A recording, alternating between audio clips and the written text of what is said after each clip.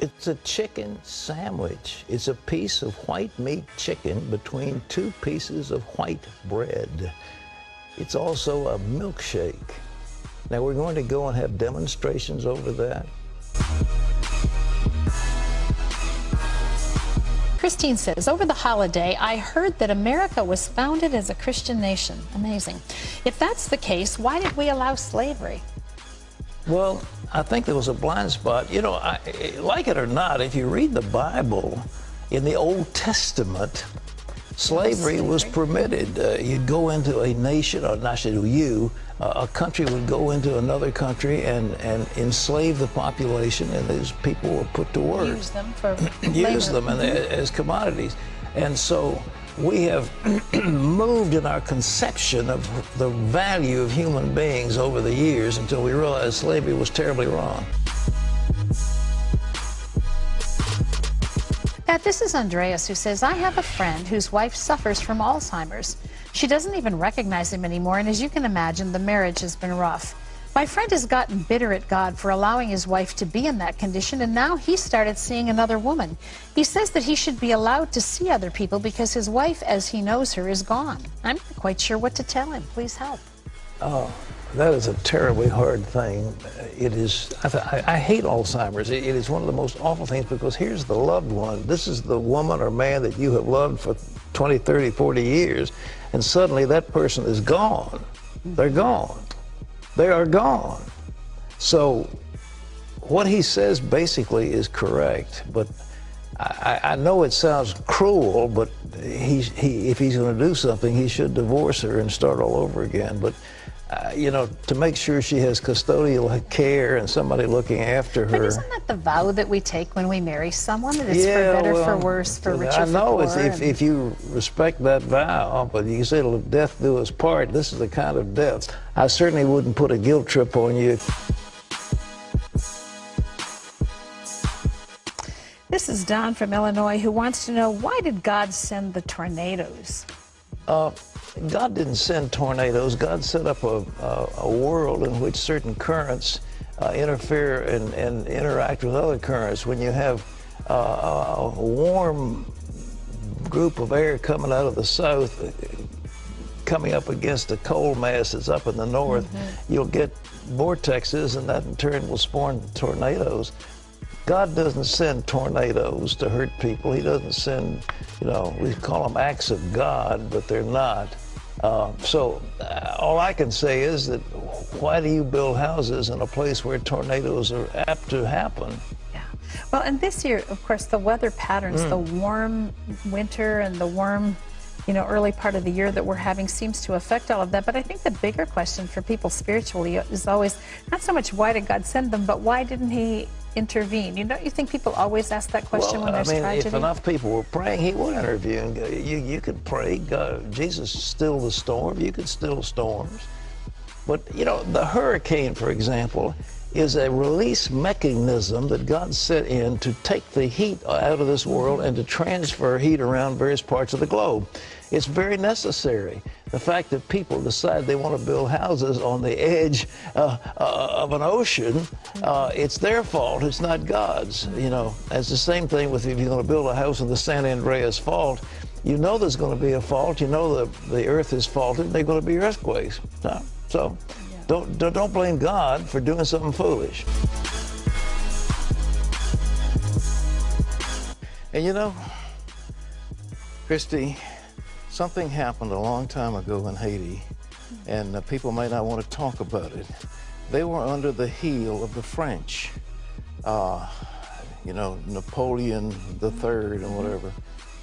And they got together and swore a pact to the devil. They said, we will serve you if you'll get us free from the French. True story. And so the devil said, okay, it's a deal. And they kicked the French out. You know, the Haitians revolted and got themselves free. But ever since, they have been cursed by one thing after the other, desperately poor. That island of Hispaniola is one island. It's cut down the middle. On the one side is Haiti, on the other side is the Dominican Republic. Dominican Republic is prosperous, healthy, full of resorts, etc. Haiti is in desperate poverty. Same island. They need to have, and we need to pray for them, a great turning to God. And out of this tragedy, I'm optimistic something good may come. I believe that marriage is between a man and a woman. And I defy these homosexuals to bring forth a baby from that part of the anatomy which they concentrate on. I mean, when that happens, I will change everything I'm saying. Until that happens, I wish those demonstrators would shut their mouth. What's that one thing at Thanksgiving you just have to have? It's mac and cheese. Sister, that is my dish. That is the one thing that I can rock. But only once a year. Good interview, Christy. Congratulations. What is this mac and cheese? Is that a black thing? It is a black thing, Pat. It is a black. Listen, and you guys, other people, the world needs to get on board with macaroni and cheese. Seriously, okay, Christmas and Thanksgiving, we have to have macaroni and cheese, and it trips me out that you don't. I really don't. I don't, and I have never. What is it? Is it satanic? Is it some spiritual thing? People who are atheists, they hate God, they hate the expression of God, and they are angry with the world, angry with themselves, angry with society, and they take it out on innocent people who are worshiping God. But ladies and gentlemen, I want you to know, Satan is real. Demonic power is real. Demon possession is real. This isn't something for the Dark Ages. It isn't something for India. It's not something for the Caribbean. It's for right here in the U.S. of A.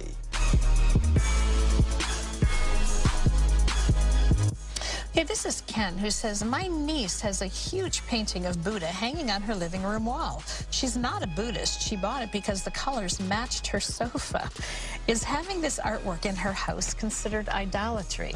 Yes, it is, and you don't know what kind of demonic power is attached to that. I don't want to get super spiritual on this thing, but I would take that statue of Buddha, a picture of Buddha, and set it on fire. Some of these things, though, they have demon prayers, and people bring one of these things into their homes, and all of a sudden they start getting headaches, and they start having marital discord, and they say, what's the matter? You've brought a demonic. The demon has attached itself to this piece of artwork. You just don't need these. I know these little girls, I think a group out in town not too far from here, they were having one of these sleepovers, and they started doing this seance business, and the next thing you know, one of them was levitating, and it scared them to death, because these things are real. This isn't, it starts out as play, but they're moving into a spiritual, demonic realm. This is Trina, who says, I sometimes get horoscopes in my email. I think they're interesting to read, so I send them on to others, too. Do you think horoscopes can give us valuable insights? Absolutely not. They're demonic. They come out of the satanic type of activity, and you don't want to deal with horoscopes. They're basically phony, but what's left of them is it has a satanic pull to it. But if you get into that business where those who are involved in martial arts before they start are actually inhaling some demon spirit, and some of them do that, by the way, that enormous strength comes about not from a human source, but from a demonic source. You don't want to have anything to do with any of that. There's some of these things, I mean, yoga, I think, and some of these mantras you say When you chant. definitely have Buddhist and sometimes demonic origins. I don't think Tai Chi does. Yes, I think those vampire movies are evil. There are no vampires. The whole thing is demonic, and I just can't. It may give you some kind of a thrill, like you know, whee, you know, the spooky supernatural. But it's not. It'll open the door into the occult. You don't want to open any doors because you don't know what kind of a demon's out there that says, "Well, you opened the door. You gave me permission."